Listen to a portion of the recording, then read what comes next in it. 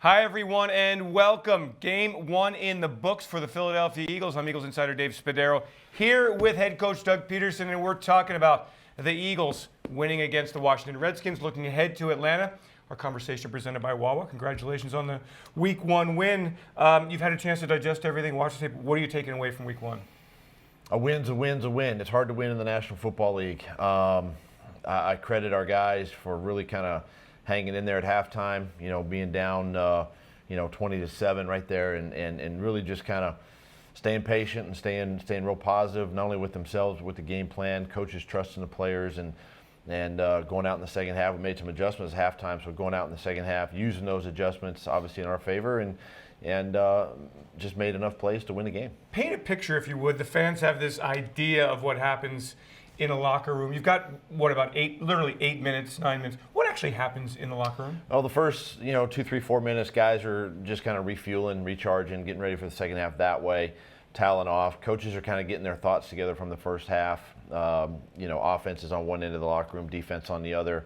And then I'm meeting with Mike Groh, my coordinator, and Jeff Stoutland. We're going over the runs and passes that we'd like to use in the second half, and then making some adjustments there. And then the coaches go back and the next 5 to 6 minutes are dealing with the players and going through the corrections and adjustments that we need to make moving forward in the second half. And then we're, I make a couple of comments, for the team or in front of the team, and then we're back out on the field. Is it an emotional time?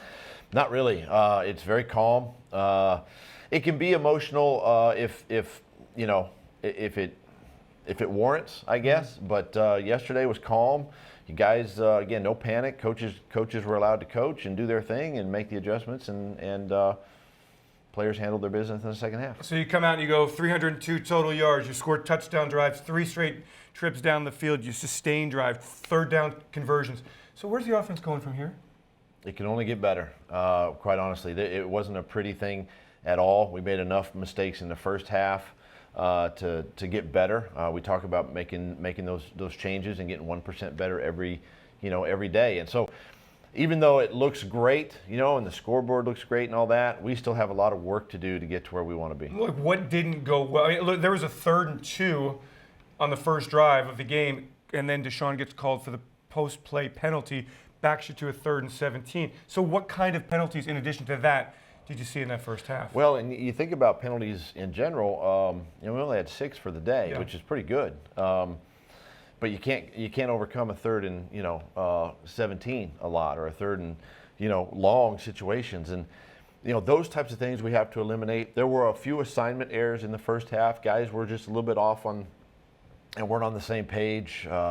Carson just getting back into the rhythm of the game and the flow of the game, and it's part of. And there was a lot of emotion too. I mean, we had a great crowd to start the football game.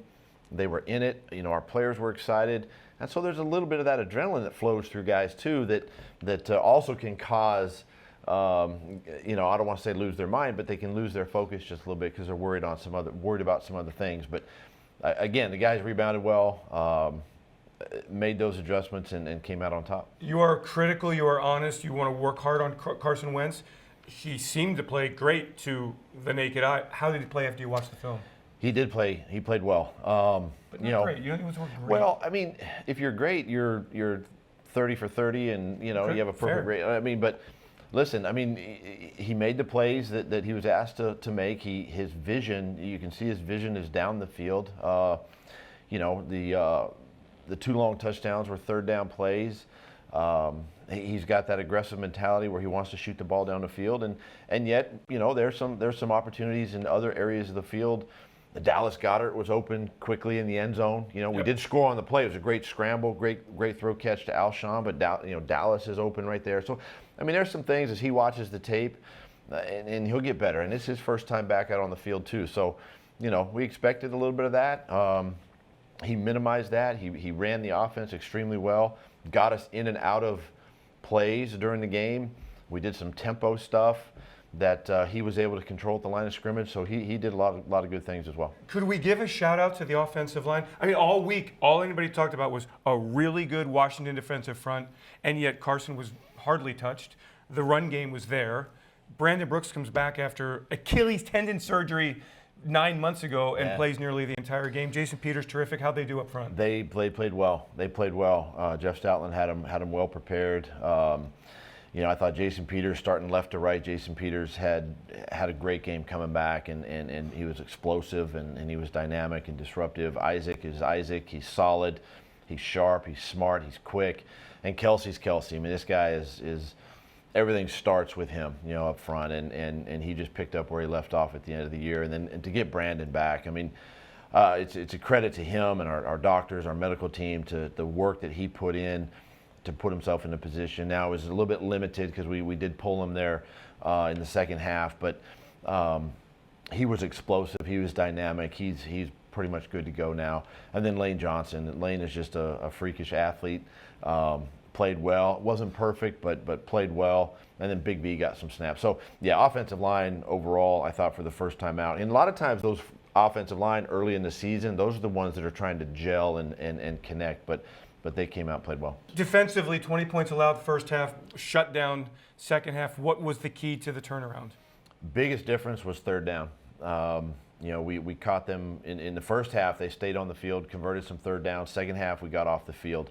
Some of it was by penalty, backed them up a little bit. We got off the field and forced them to punt the football and giving us some opportunities to score. And that was really the difference, was the third downs in the first half compared to third downs in the second half, and that was the same way offensively in either half. Next week here, it's Atlanta, Sunday night, primetime football. A defense that, memory serves me correctly, and looking at them, they're built on speed. Is that the way you see them? Yeah, they are.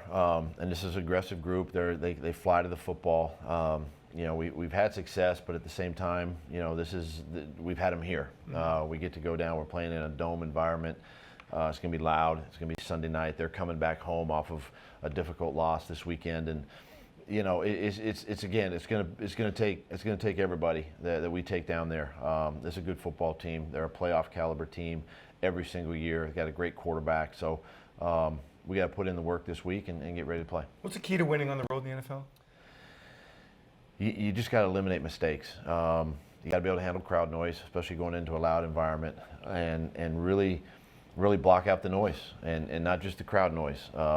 And you can, if you do that on the road, we've had some success doing that.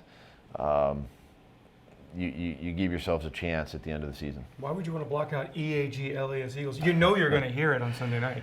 We are, and we love it, but at the same time, you got to be able to focus in on the game and not let the crowd or the emotion of the crowd sort of dictate how you play. Doug Pederson, thanks so much. Our weekly one-on-one presented by Wawa. Thanks for joining us.